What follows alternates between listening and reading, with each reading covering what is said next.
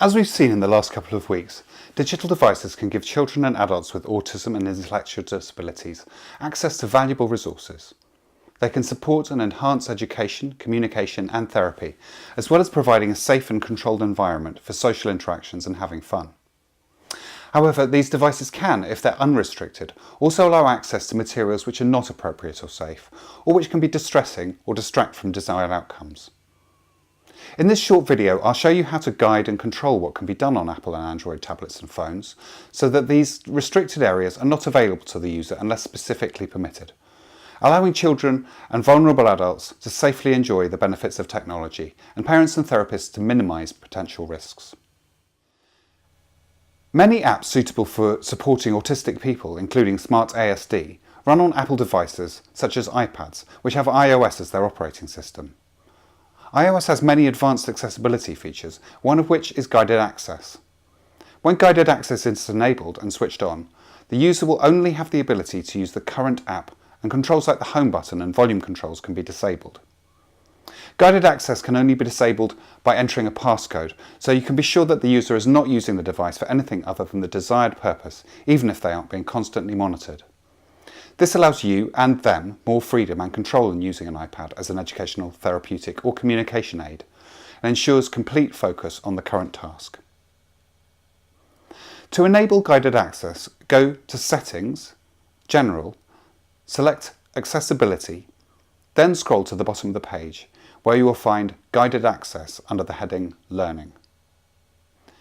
When you switch Guided Access on, you'll be presented with three options. Passcode settings, where you can set a guided access passcode.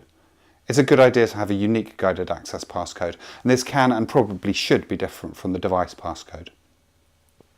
You can also set the alert sound or phrase for when guided access time limits are approaching, and you can finally enable the accessibility shortcut for guided access, where triple clicking the home button will enable guided access mode, which makes it simple to switch on when you need it. Okay. So now you've set up guided access, click an app that you want to focus on, then, while the app is running, triple click the home button to enable guided access. You'll need to enter your guided access passcode, and then you'll be presented with some options for what you want to be able to control. Guided access always disables the home button, or rather requires a passcode, and defaults also to disabling the volume control and sleep wake buttons, though you can enable these on an app-by-app basis if required. You can also choose to disable keyboard input, motion, and even all touch input if that's appropriate to the user. Finally, you can set a time limit after which the device will be disabled, again until the guided access passcode is entered. These options allow you to give the device to a child or vulnerable adult without the worry that they will access apps and content that they shouldn't, and also guide them to focus on the task at hand, rather than reverting immediately to familiar or favourite apps and tasks. If the home button is pressed while guided access is on, a message is displayed, as demonstrated here as I press the button. And other disabled functions and buttons simply will not respond. Bear in mind that for experienced tablet users, you may need to explain that functions and buttons are not working at the moment to avoid confusion or frustration, resulting from the device not responding in a familiar way. To end guided access or change options, simply triple click the home button again and enter the passcode, then choose End, or change the options as desired before resuming. Guided access offers the most stringent control of the iPad, but what if you want to allow wider access to apps and content while fencing off apps and functions, for example the internet or purchasing music?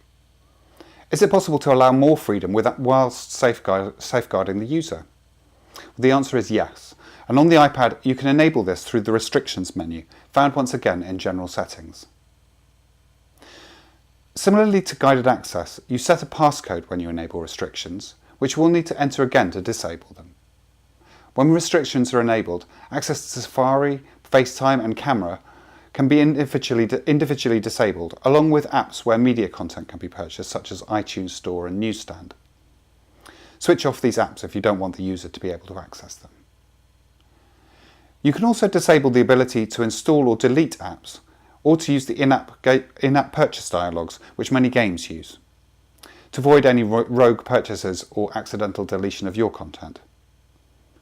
Further to this, there are extensive settings for limiting adult content in the Allowed Content menu, and for disabling changes to system settings and altering the address book, calendar, email accounts, etc. Finally, you can disable multiplayer online gaming and adding friends while online gaming platforms, many of which allow text and even audio-visual chat between users. You can enable or disable this restricted usage at any time by accessing this page and changing the enable/disable status at the top and entering a passcode.